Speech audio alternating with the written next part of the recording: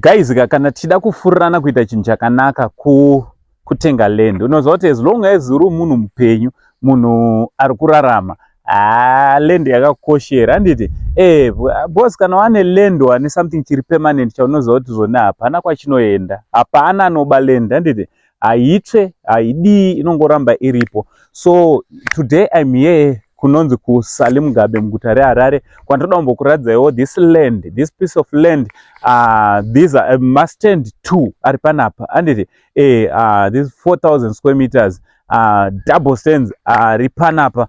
Ndiri kuda kuti ndike ndiri nokuradzai. Kana uchida unokwanisa kunge uri unotenga one stand dzinova idzo 2,000 square meters at $25,000 US, negotiable. Handiti 25,000 negotiable. Zvaunongoita iwewe kubata namba dziri pascreen, unogona kubata namba dziri pascreen and then wouya wozoona land kana manzwanana ma-T's and C's achona, then wobva watova neland yako. Handiti totori nevanhu vakawanda vandori nemari ari kutoshauta kuti hey, mari ndichaita sei, land ndichaiwana kupi?